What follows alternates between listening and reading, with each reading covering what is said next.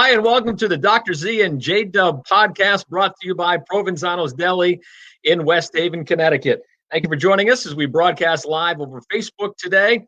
Of course, our podcast is also available on iTunes, Spotify, and Google Play. Today on the program, our guest is Gil Fried, chair of the world-renowned Sport Management Department here at the University of New Haven. And with me, as always, is Dr. Z, Sheahon Zenger, our athletic director at UNH. Dr. Z, great to see you. How you doing today? I'm good. How you doing, J.W? But I noticed you're moving around your house. Mm-hmm. I'm moving around houses. Yeah. So we never quite know which background we're going to get on these shows. No, I think I've settled on this background here. This is our library at our house. And, because, again, everyone's got to have like the bookshelf in back.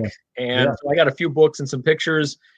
But you also have to be careful of, noise and, light, natural light, and being able to control all that.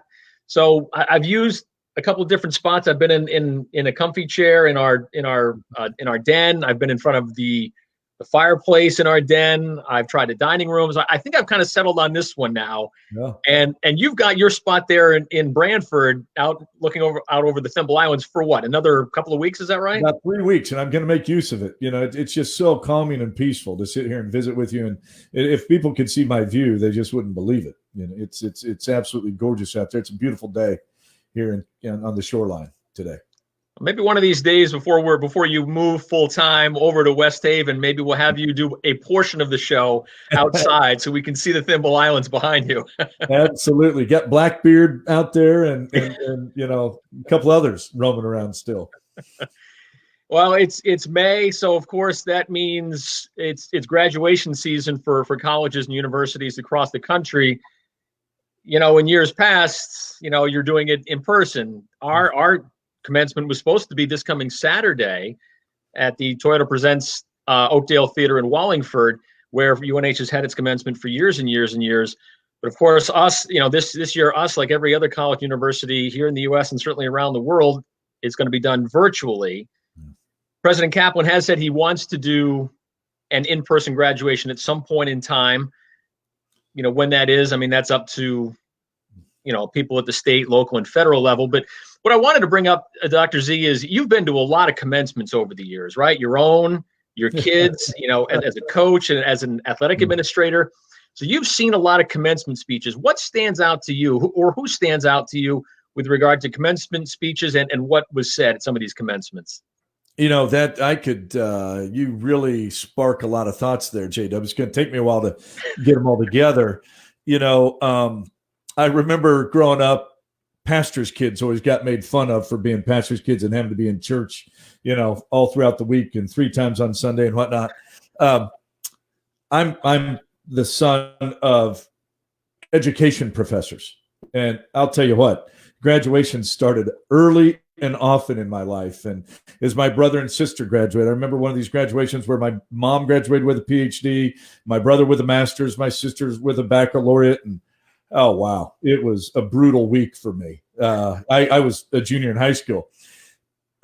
Coming up on the tail end of that, though, my own graduation from high school sticks out because my grandpa, who was one of my favorite people on earth, he had come in town he was a farmer in north central Kansas, and he and I had gone out fishing on a particular day. And all of a sudden I got that warm feeling that you missed something. And all of a sudden we packed up and ran in. I go running into the Coliseum of the local university, which was, seated 8,000. And I barely made it to my own graduation practice. And so there's that one comes to mind. And then there's just a zillion of these others. And eventually, as I became a coach, I started getting asked to speak at graduations, which I say this in a very self-deprecating manner. The first time I was asked, it was out in a rural, small town in Kansas. And I thought that when you're asked to speak, you were meant to speak, for 20 minutes, half an hour. I don't know how long I went, but it was too long. The last time I spoke at a high school graduation, it was 7 minutes max. Less is more. And yes. So I'm picking on myself because I'm thinking of all the graduation speakers I've heard, and it's the ones who speak less that stand out. And so I'll finish with 2.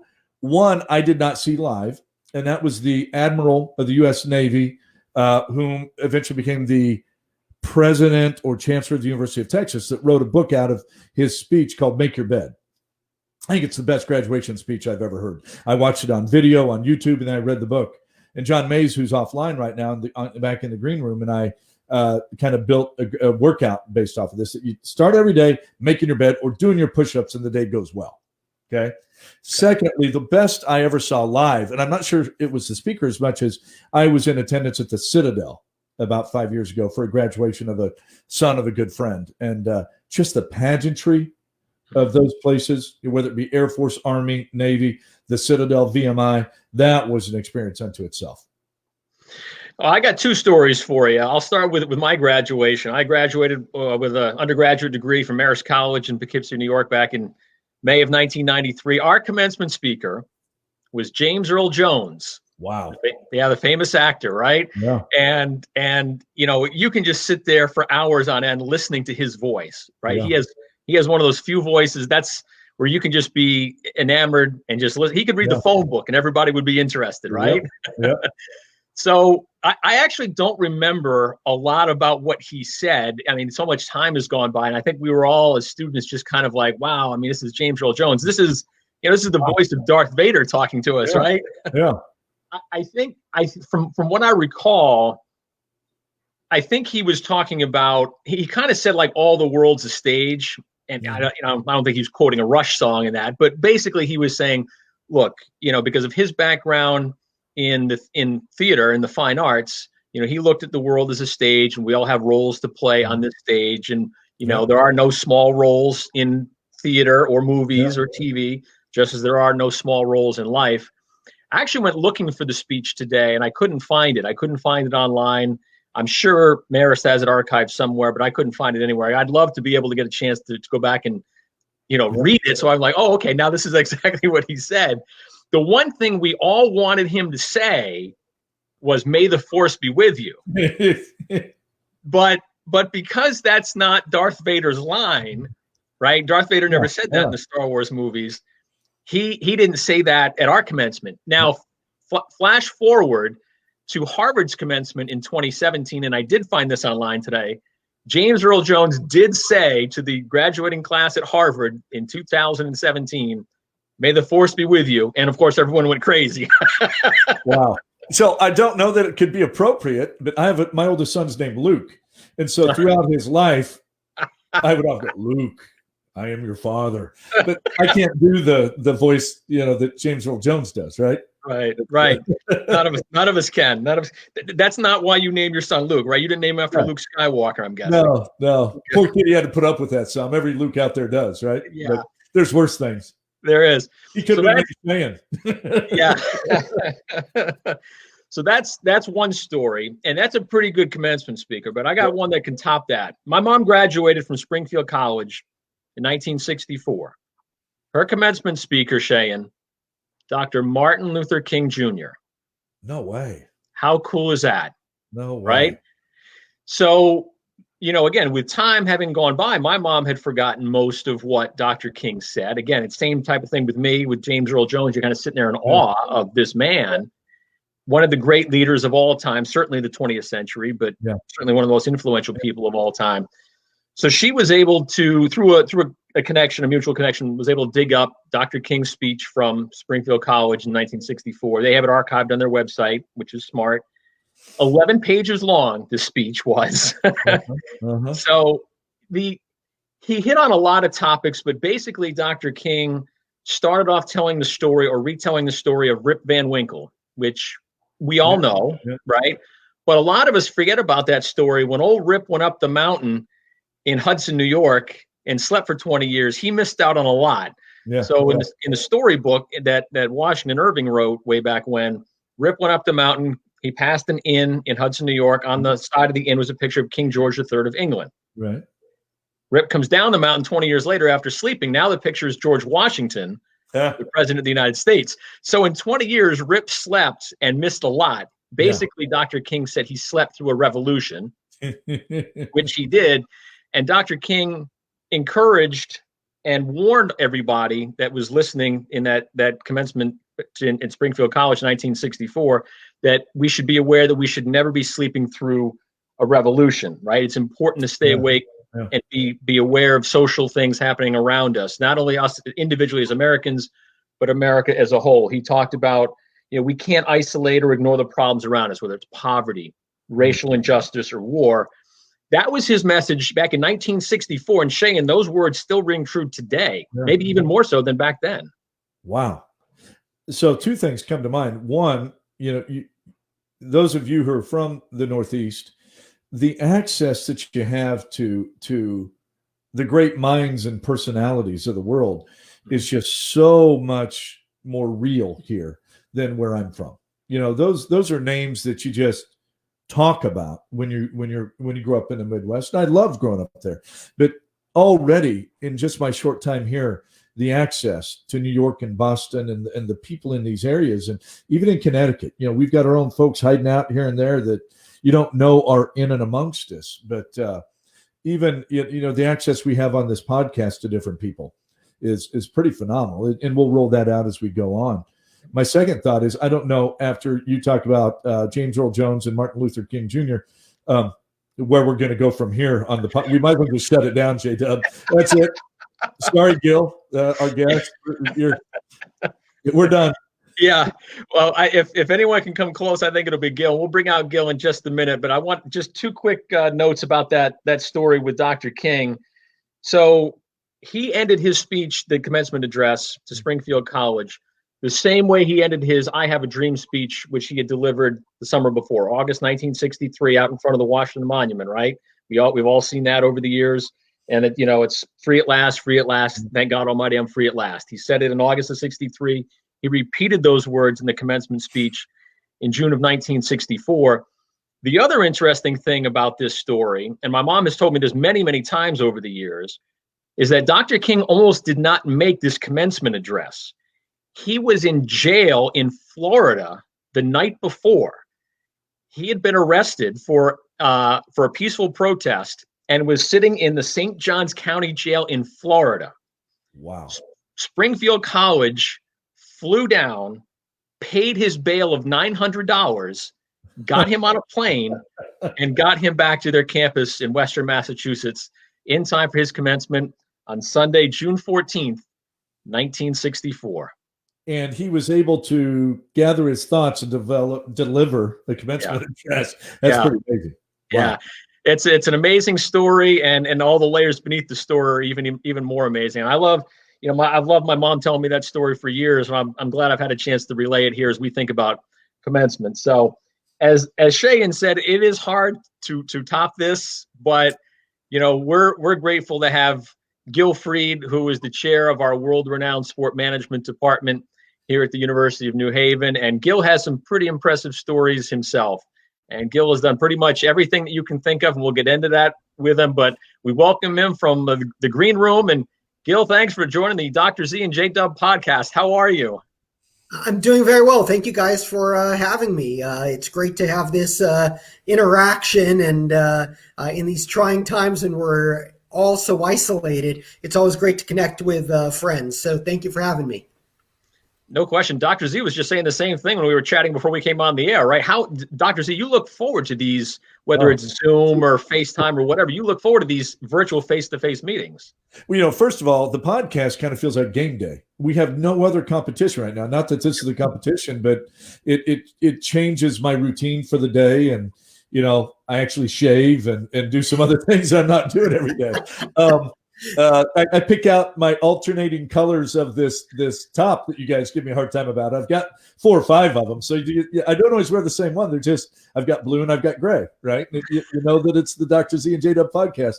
But whether it be this or other Zoom calls, it's my human interaction. And prior to my son and my wife moving here a couple of weeks ago, we've talked about this. I was alone and isolated for a good long time, and that's not my nature. I'm an extrovert, not an introvert. And so these are important to me. They really are.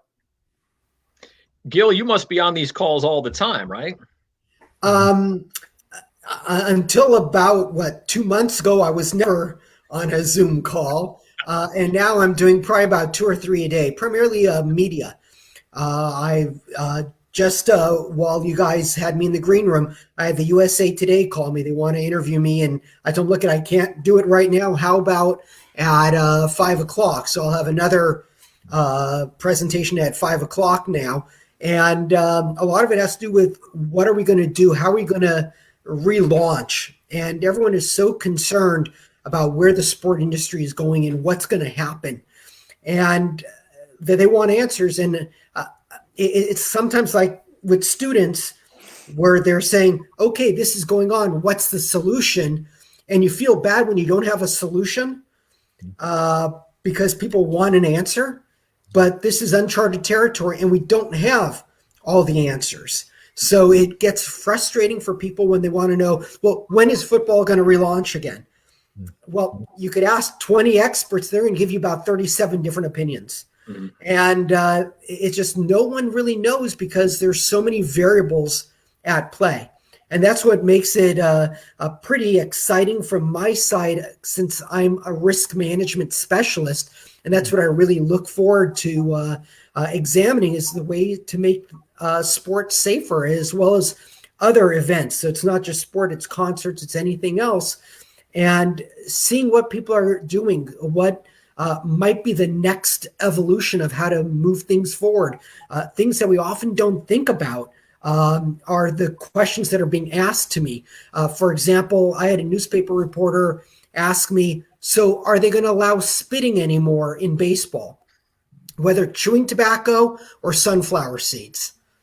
And that deals with, like, David is the sponsor for Major League Baseball for sunflower seeds. Are they going to say, look at, you know what, we're not going to allow sunflower seeds to be eaten and chewed and spit out in the locker room or in the dugout or any place else? So what does that mean to that sponsorship contract with David? But also, if that affects terms and conditions of the work environment, that will have to go through the union. And then that becomes a whole nother story, because they already have a big dispute heading to the union right now about how baseball might relaunch and whether or not they're going to be doing any salary cap issues or anything like that. So these are the kind of questions that I think are exciting from my perspective, because I get to think outside the box and then convey that when I'm asked questions. So another one that was just raised is, well, how about bathrooms and the porta potties? How are they going to be using those? What will they use to do that? I just read about a golf tournament that's going to go on, I think, next week in Ohio, where they're going to have RFIDs in every badge for the spectators. And so it's going to be on their badge, and they're going to track them. And if they're too close to people, they're going to go and contact them and say, look, you're too close. So it brings up the new norm, which is going to be software that could track people and plot them out and see how close they are to one another. I mean, this sounds like Big Brother, but that is what people are doing in order to comply with government mandates. Because if you do not comply with government mandates, I can guarantee you your insurance coverage will not protect you. You're not going to get any protection from any potential liability issues that are going to be examined. I know the Senate's looking at trying to give liability protection to businesses that open up. You're probably going to lose that. And if anyone gets the virus, you're probably going to get sued. So people are going to be ultra receptive to understanding what are the rules and the mandates in the government and to apply them in order to be as safe as possible. So that's kind of stuff I've been covering with a lot of the Zoom calls I've been getting. J.W., that was really heavy. That might have gone above my head. But I don't want to miss this. Did you understand that on just our third or fourth live podcast, we bumped USA Today? Did you pick up on that? That's what I took away from his answer. Yeah, absolutely. Yeah. You're talking up here, and you and I are going, we bumped USA Today. Yeah, way off. I mean, and they're calling me from, like, Colorado. Who cares about them? Oh, we're talking about New Haven here. So, J.W., I know you have a bunch of questions, but I'm the new guy to the area, and you and Gil both interact in the sports management department. And tell us, it is literally world famous, and why is that? What's the history of our department? And for our listeners who aren't from the New Haven family, can you kind of give them some background on that? So first, if they're not part of our family, become part of our family. We welcome you with open arms. You can join us on Facebook. You can contact us any way you want, LinkedIn, whatever it might be. We've been around for now 36 years. So we're one of the oldest sport management programs in the world, which is real nice. We're the second oldest in the United States from a business school. So we have a lot of different roots that really have been so well established. And that goes to our alumni who end up being the mentors for the next generation, like Rob Thompson, those kind of individuals out there who are willing to give back to the students. We have people that are commissioners of professional leagues like Nick Sakevich with the National Lacrosse League, to people that are working for professional teams, collegiate teams, sporting good companies, youth sport organizations, YMCAs, you name it. It's quite diverse. And that's actually very exciting from my perspective, because not all of our students want to be the next general manager of the New York Yankees. Yeah. In fact, I don't see anyone becoming the next general manager of the Yankees until Brian Cashman steps down. Yeah. So, let's knock that off our radar and let's look at other options. So I just got an email today that the Washington Nationals want to set up a program with us to hopefully connect with our students and get them into the pipeline for possible jobs for the Nationals. We already placed one student with them last year, and we hope we're going to be placing more with them as we move forward. And we have a similar relationship with the Yankees. And I think part of it is, as a business school, they know that we train students at a higher level. We're not trying to turn them into the next coach or something like that. We're trying to empower them with business skills and give them the tools that they can succeed out there.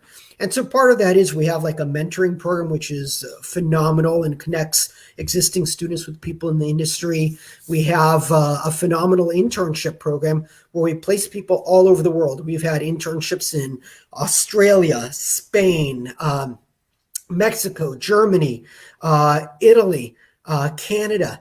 And some of these are paid internships that we have available to our students. And so it's a great opportunity to really get that hands-on experience, because I think that's the most important part of this industry, is the hand-on experience. So some of your listeners might not know what this is, but I'm going to throw it out there to go down memory lane: a Rolodex. And a Rolodex is so critical in almost any industry, because it's a lot of who you know. And the faculty that we have at the University of New Haven, whether it's full-time faculty or adjuncts, all have a strong base of connections and people that they work with. And it's just phenomenal when you can call and ask somebody, hey, look at, you know what, I need some help. Can you help me place an intern or find a job for someone or do a research project? And all these people come back and say, yes, I'm willing to help. And that is, I think, probably one of our biggest benefits, is the fact that we have that infrastructure. So when we want to do something to benefit our students, it's a lot easier than pounding the pavement. We're members of a lot of different organizations out there. For example, I'm a member of the Stadium Managers Association and the International Association of Venue Managers.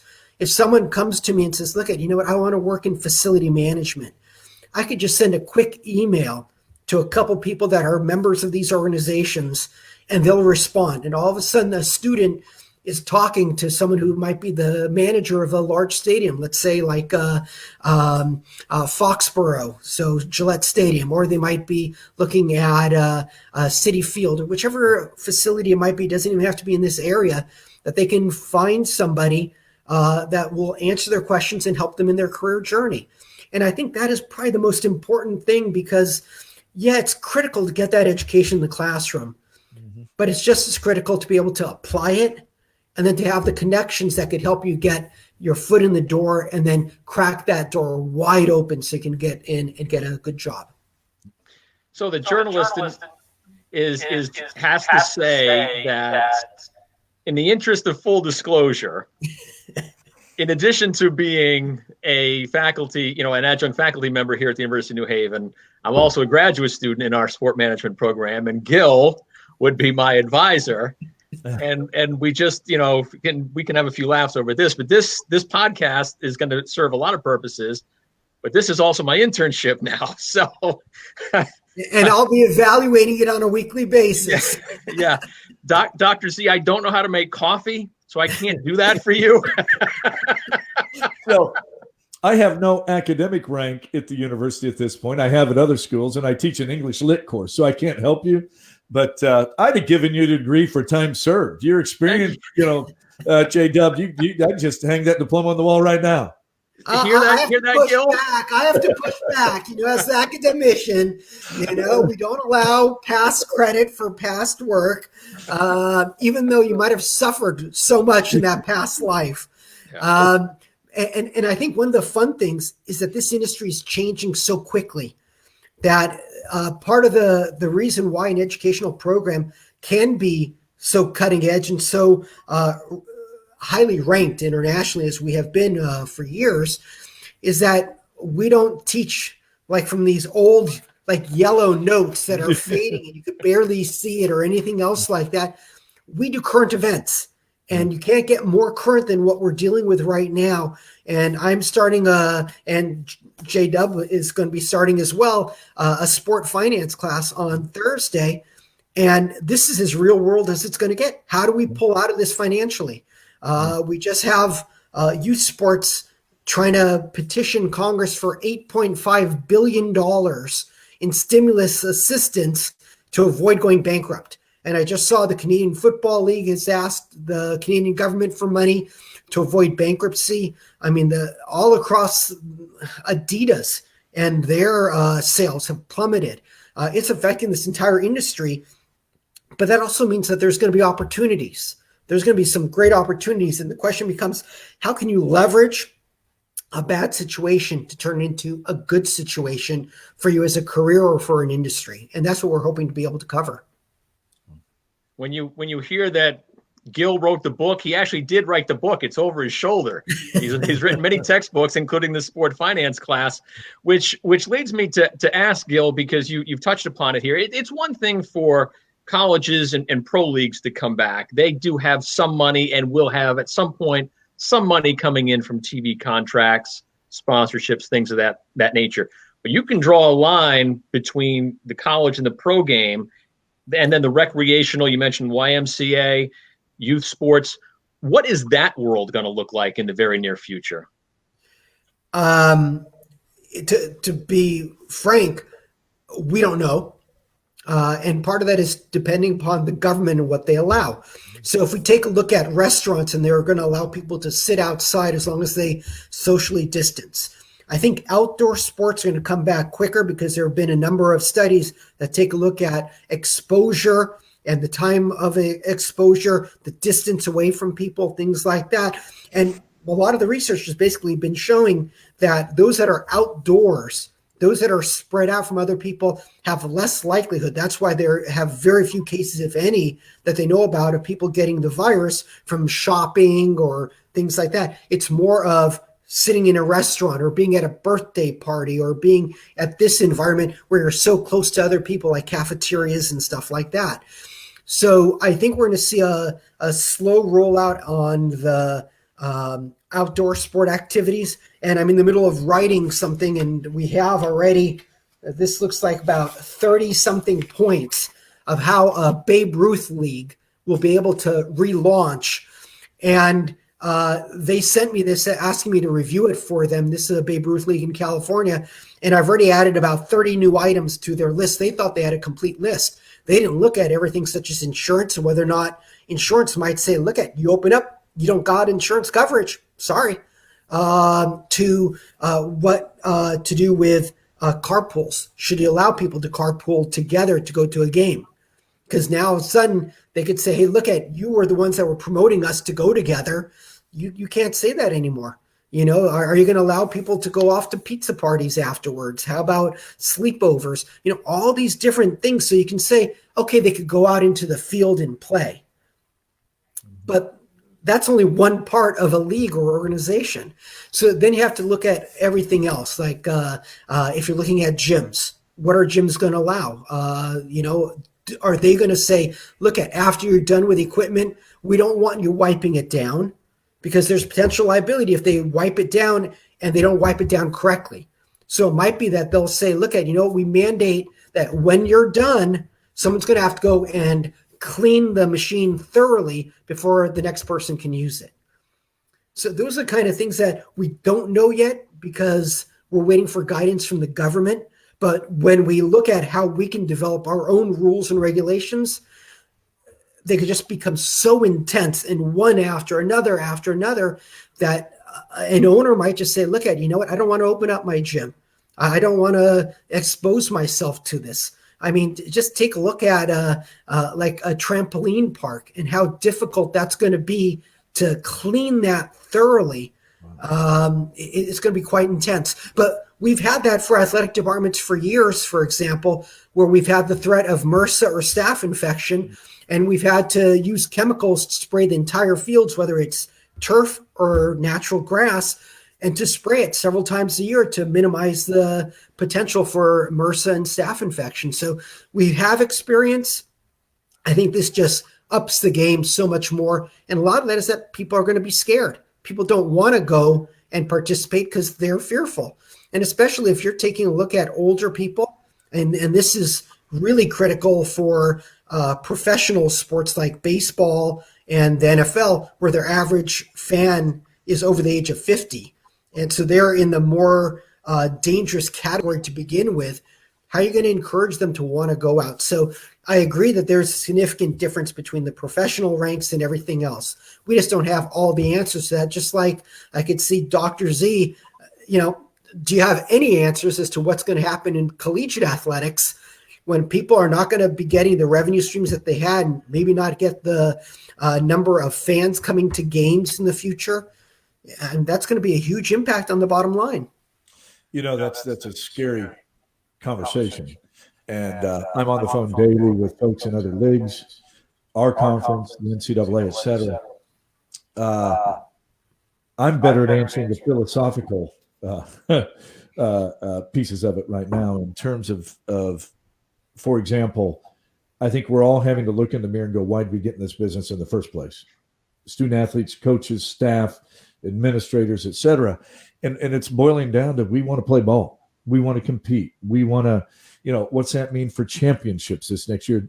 Our parent organization, and they ought to be focused on this. It's all about the student athlete experience and what kind of championship experience we're going to provide them. And I'm this voice over here in the wilderness kind of going, let's just play some ball.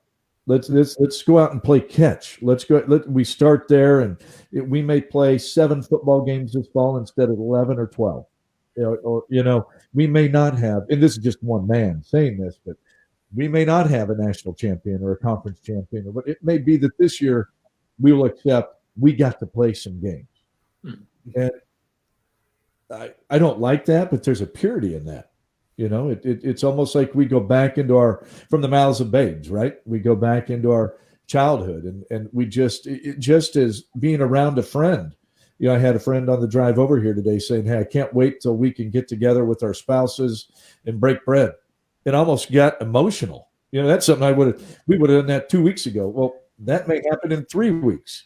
And I'm looking forward to that day, just like I look forward to the day that my son and I, who go play catch, or I'm learning in New England, have a catch, right?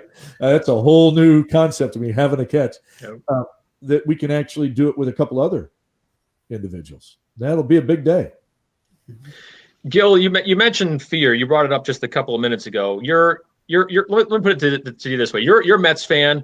When fans are allowed to come back, are you going to be scared to go to a Mets game at Citi Field? So my nickname is Dr. Doom and Gloom. And I think I've earned that. I think a great point of reference is my oldest daughter came back for a Thanksgiving dinner a couple of years ago and said, Dad, you ruined concerts for me forever. And I was like, huh? And she goes, yeah, you've handled so many concert cases that when I go to a concert, I'm like, oh, I can't sit there. My dad had a case where someone got injured there and someone got injured here and no, we can't be near a mosh pit. We can't be. And so I said, score one for dad. That I put the fear of God into them. And all my kids, I think, are the same way.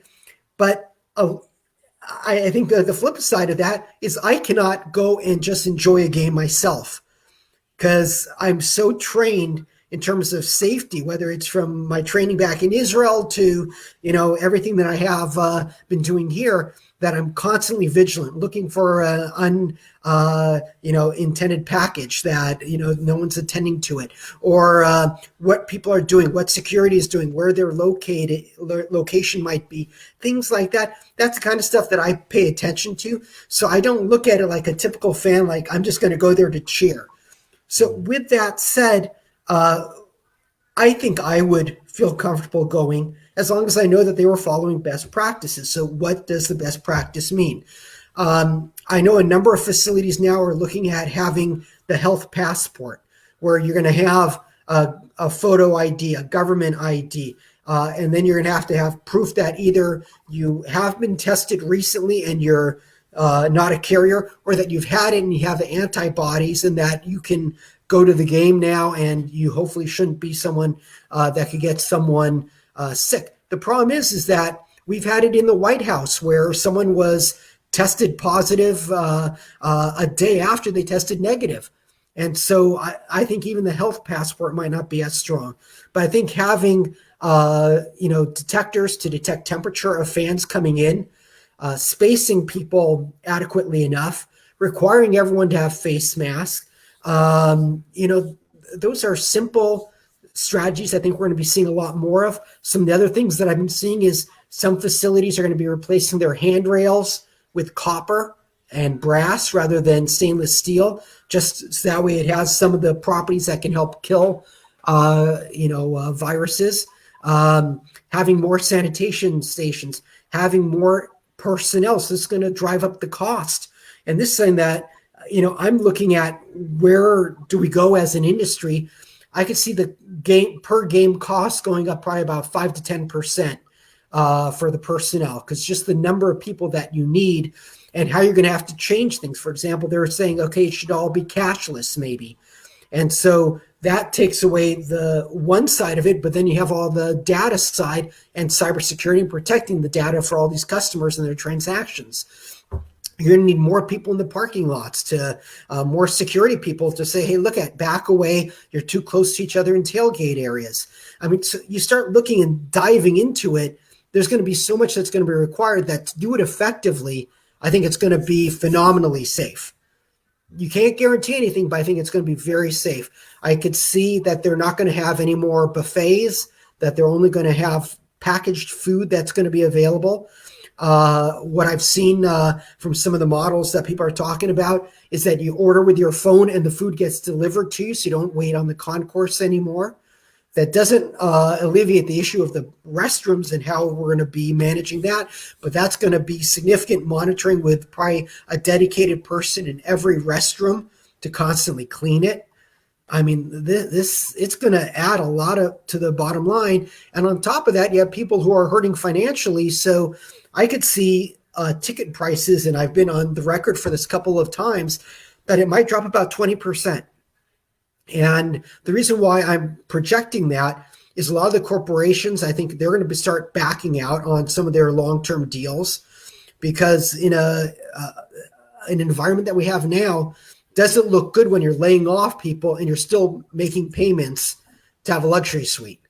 That's going to look very bad. Just like some of the companies like the Lakers, who got a stimulus check for $4.4 million, if I'm not mistaken, then, because of negative publicity, they had to give it back, kind of thing.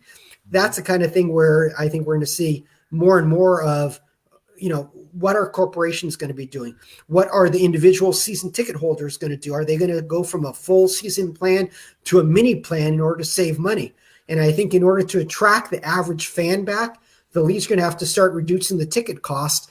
And from the models that I've been seeing from 1/5 to 1/10 of the prior capacity is what they're going to be allowing into a stadium. That's, just take a look at that, from 60,000 to 6,000, or maybe about 10, 11, 12,000. that's a huge financial hit. Right, because you're not going to be sitting next to each other when fans are back together, right, Gil? Yeah, with social distancing, it's not just your seat and the seat next to you. Remember, each seat is about 18 to 21 inches wide at a stadium or arena. So in order to get 6 feet, that's more than 3 seats on either side of you, plus the seats in front of you and the seats behind you. So, when you start taking a look at it, if we're going to do, in fact, social distancing, that's going to be tough. And then one of my friends in the Stadium Managers Association said, well, what if someone scores a touchdown? How do you, what's going to happen? Because you want people to high five each other and to be excited and stuff.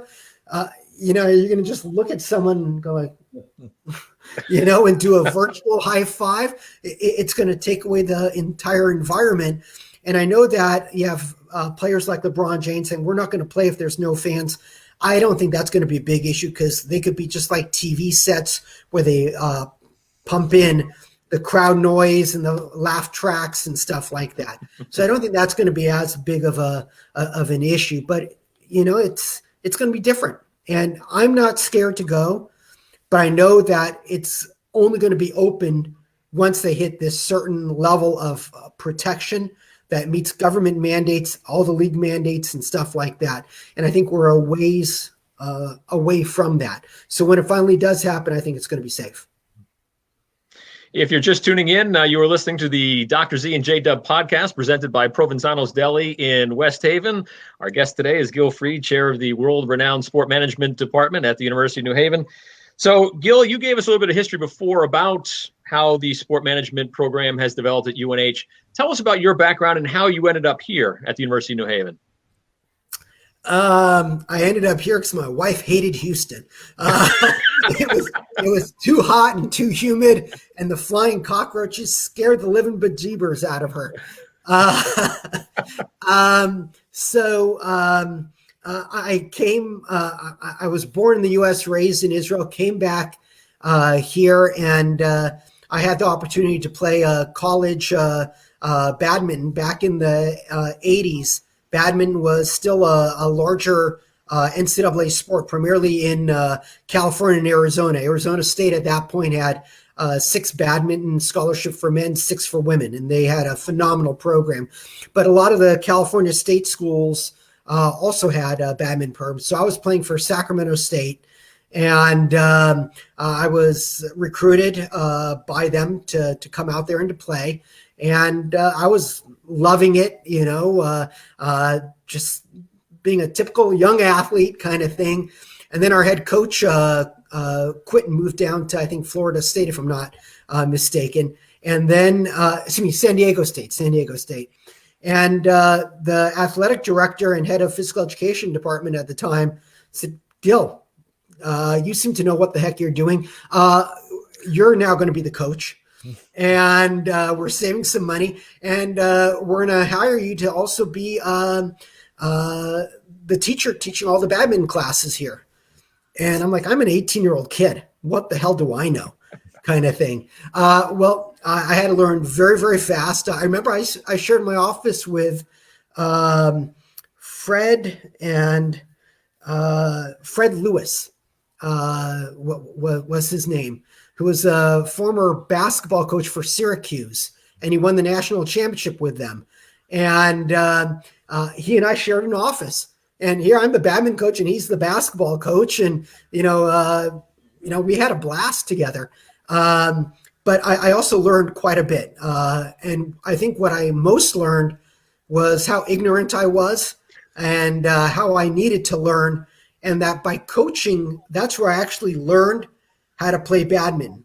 I mean, I was a strong player, but there's a difference between being a strong player and a good athlete and being a smart athlete who knows how to play the game. And that's something that really transformed my play.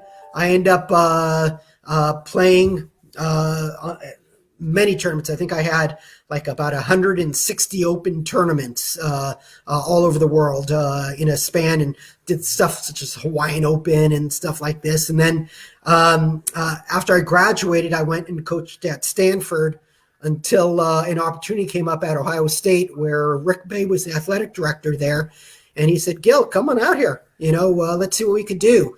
There was at the club sport level, but he was looking at possibly bringing it up to the NCAA level. We ended up not going that route, but I had a great time there, and he offered me the opportunity to teach, badminton classes, to coach, to go to law school and get my master's degree. So I did that.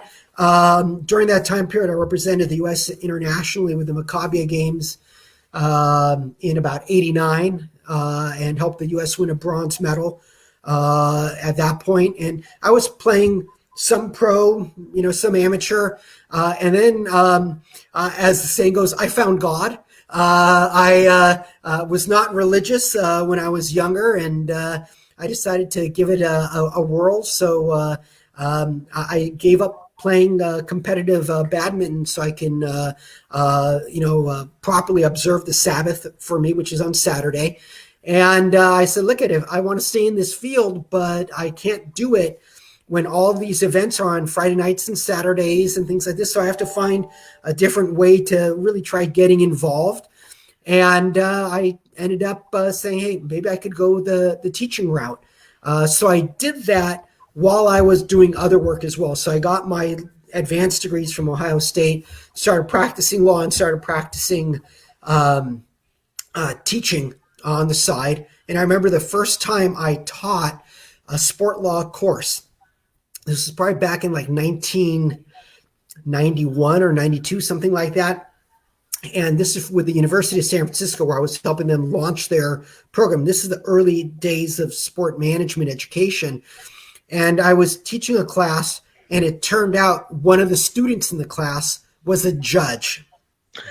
So here I am trying to teach the law as a young buck out there. And I'm watching his head. Is he going like this? Like, yeah, that's right. Or is he going? And then I knew, okay, I got to backtrack. Okay, let me rethink this. And that was a wonderful experience. I can't say enough about the people at the University of San Francisco. I was there one day. It was a nighttime class after I do my work at the law office. And I was talking to a student, and then I see a custodian come by with a ladder. And this is about half an hour after I finished my class. And I see him climb up the ladder in the middle of the classroom, hang something, and then come on down. And I said, what's going on? And it was a cross. And he said, the administration, to be respectful for your religious beliefs, they asked me to come in and take it down before your class and to put it up afterwards. And I thought that was a real classy move because I didn't ask for that. They just did it. And I thought that was so nice of them. So I taught and did the law. And then my son was diagnosed with autism. And first we had the top people at Stanford saying, okay, maybe it's this, maybe it's that, trying to figure it out. And I remember when they said, don't get mad at him, get mad at us.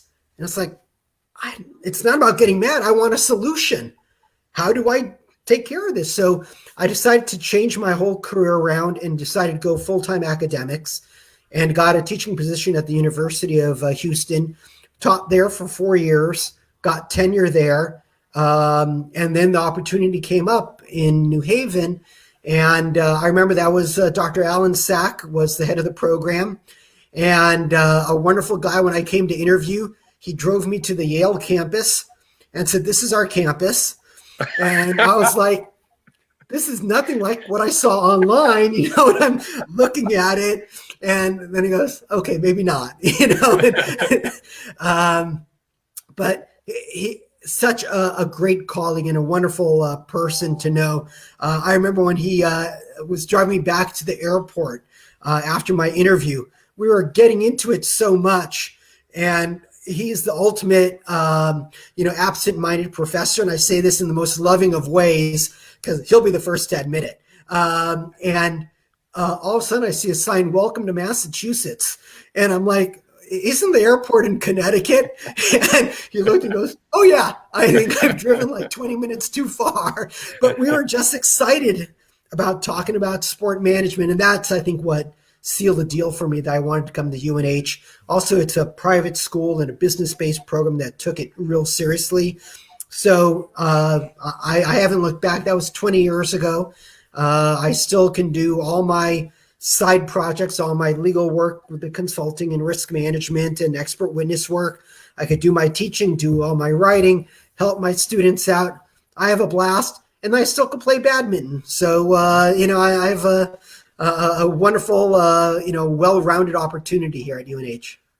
This started out as the Dr. Z and J.W. podcast. It's very quickly become the Gil Fried show, and we're lucky for that. Gil, we got a couple of minutes if we still have you. I can see that the connection has been a little spotty, but if we still have you, let me get one more question into you. We mentioned the commencement would have been this Saturday for the University of New Haven. What advice do you have for the class of 2020, both undergrad and graduate, as they head off to the real world? So you guys were sharing some wonderful stories, and I missed most of my graduations because I wasn't around. But I remember one of my daughter's graduation from Haverford, where they had someone come in, and he actually had 2 bites of the apple, as he said. He was an honorary speaker, and then because the students protested, the person who was going to be the keynote speaker dropped out. And then he came up there and he said, "This is my second bite of the apple for a second talk." And he just ripped the students apart, saying by them protesting and not allowing this person who was actually the chancellor of the University of California system to speak, they're stifling free speech. They're stifling the opportunity to learn from other people.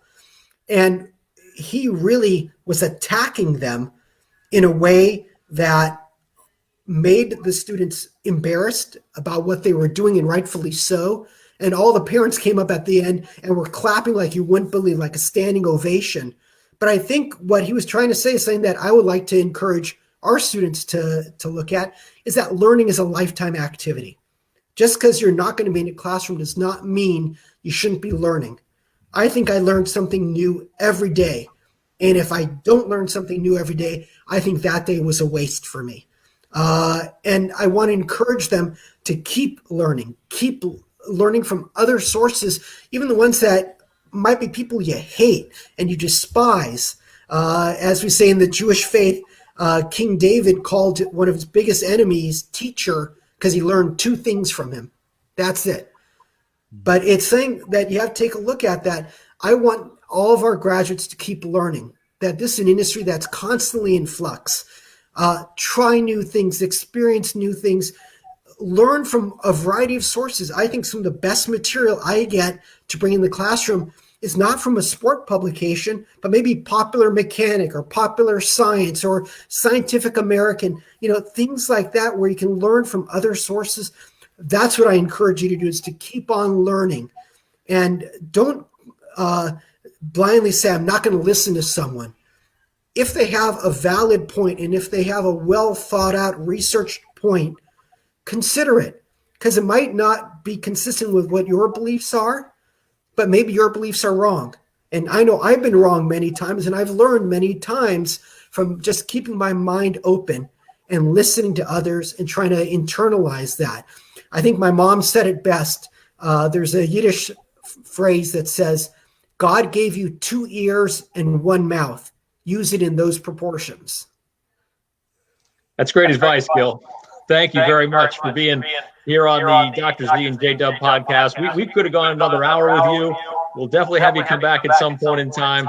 But I know you have many other interviews to get to, including the USA Today. But we appreciate you putting us up at the top of your list today. It's a pleasure to be here with you, and I'll see you in class on Thursday, Gil. Definitely. It was my pleasure. Look forward to seeing you in class. And this, now you get a feel for what a student has to go through with a 3-hour lecture. I can go for 3 hours without any notes. And unfortunately for my students, I guess, I don't know, but they seem to like it because it's as real world. I don't sugarcoat it or anything else. I try to be as authentic as possible. And so, right. But thank you guys for having me on. I really appreciate it. Gil Fried, the chair of our sport management program here at the University of New Haven. Gil, thanks very much. We'll see you again soon. Sounds great. Stay safe and healthy, everyone. Yep, absolutely. Dr. Z, I mean, the guy is a Renaissance man. We didn't even get a chance to get into, he owns a farm up in Massachusetts, owns and operates a farm, right? He's a lawyer. Yeah. He's a department chair. He's a professor. He serves on all these various committees. He's an author, right? Yeah. Writes all these textbooks. Yeah. He was instrumental in helping us create an esports team and program at the University of New Haven. I don't know how he has time to sleep, Dr. Z. It's humbling, I can tell you that. It was fun just to sit back and listen. Yeah, Gil is a great storyteller.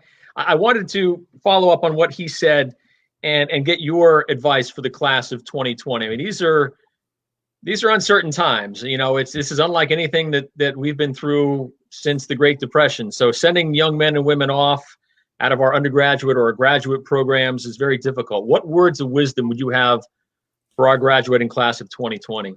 There's so many things a person could say, but what I'm going to say is probably unlike anything you would expect me to say. It came from my father. It was my dad. I used it in his eulogy, and I've used it at so many commencements since then. He had all these adages and sayings that he raised us with, and all my cousins, and that we've quoted him for years. But the biggest one was, be a rat in a maze. The path in life is not linear. And I think we make the mistake in education and in seminars and whatnot and speeches of young people coming away thinking, J.W. or Dr. Z or Gil or so-and-so started here and they achieved this goal and this goal. And life does not go like that. Life goes like this. And my dad's metaphor analogy was, a rat goes into a maze. He hits his head on the wall. He turns, goes the other way. Keep hitting your head on the wall, turn, go the other way. Eventually you'll get through it out the other side. That's how life works. I know that's not what you thought I'd say, but life is a maze. Be a rat in a maze, and you'll turn when you're hitting your head on the wall, go another direction, and you'll eventually get out and achieve your goal. I think that's a great piece of advice. I think that's easy for everyone to visualize and understand. One of the things I try to tell my students is we wrapped up class last night is, piggybacking off what Gil said, and that's don't be afraid to fail. We are going to fail. It's okay to fail, right? It's one thing to fail classes. It's another thing to fail in life and make mistakes. We all make mistakes and you learn from them. And the other thing I always try to get across to them is don't let fear prevent you from doing great things. We've talked about that on the podcast a little bit. If fear is real, yes, and it can paralyze us, yes, but so long as you recognize it and you move past it, it's okay. Fear is a natural reaction in the body, but you can't let it prevent you from doing great things. And I think, to me, that's what separates people who go on to do great things and those who don't. And I think the only other thing I try to tell my students is, what is success in life? Success to me equals happiness. Yeah.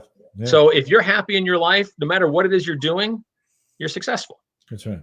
So we got a couple minutes here. I want to bring in Broccoli Rob, our producer from the back room. He's known Gil for a long time, and I'd love to get his take on what Gil said to us today. Rob, what was your takeaway? I said you've known Gil for a long time. You probably know him better than all of us here. What was your takeaway from his conversation with us today? If there's only one sport left in the world, we certainly won't have to worry about any fans. Yeah. It'd be those guys, it would be those guys in a lawn chair with a cooler eating barbecue, watching the badminton. Yeah. Yep.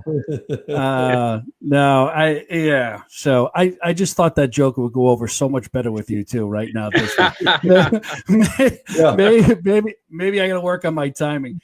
Gil's a great guy. He's been around for a long time. He's seen it from both sides. The good thing about it is that he's out there still representing, facilities and people that attend events. So he's got his finger and he's got his hand in it. He's seeing what's happening in real time. And obviously, as an attorney, you're privileged to a lot of information that connects some dots. Some things that you may not know about from a liability standpoint that is such a big part of the discussion. As much as you want to push the industry forward, there's a pullback, and that's the yin and the yang with it, especially having an attorney who's always going to be the naysayer, and he's going to be, what do you say, Dr. Doom and Gloom, but that's what attorneys are paid for. That's how they're, that's what they do. That's how they balance it all out. And I think the question now is, and Gil didn't touch on this much, but we're going to be all pushed on how do we deliver that engagement sitting at home if we have to. So how are fans going to watch, engage, and consume sports? I think VR technology is going to play a major part of that to bring that real experience at the stadium. I could stand on the sidelines at a Green Bay Packer game or a Manchester United game. I want to be able to sit there at home and be able to order something quickly, right? That's maybe run through a sponsor of the team, Pizza Hut or whoever it may be. So I think corporate partnerships are going to ask their partners, their properties, the players, the media companies to examine their ROI and measure their ROI different, and then push them to create that fan experience a little bit different outside the stadium. And I think Gil's perspective on the liability, Gil's perspective on the participation side of it from a grassroots level is warranted. I think at this point, the real question is whether college and pro are going to come back. And if they don't, the massive impact that it's going to take to recover from that. But I don't think that's going to be the case. I think they're still going to play even without fans. I mentioned to Dr. Z, and I'll end it here because I know you guys are, I think, ready. Dr. Z is ready to fall out of the chair right now. So I think I saw this Premier League team over in Germany actually had their fans, their season ticket holders, pay $20, and they did a cardboard cutout of themselves. They had a picture of themselves, right? And they did a cardboard cutout, and they put all those pictures in front of where their seat would be inside the stadium. I thought it was a brilliant idea, but that's where we're thinking of now. So, anyways, that's my long-winded, easy question. So I'll end it there, boys. Thank you, Rob. Yeah, it's important to think outside the box, no question. Dr. Z, final thoughts before we sign off for today? It's fun to wrap up with Rob here. I always love his perspective.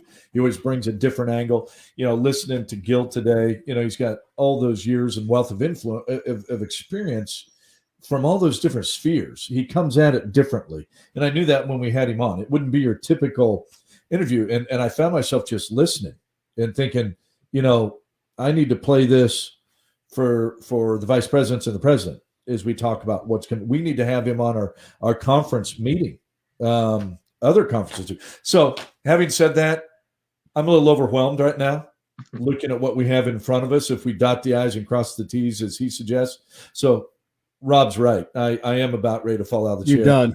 Yeah, you're done. and then when you talk about cardboard cutouts, I'm a purist. Right.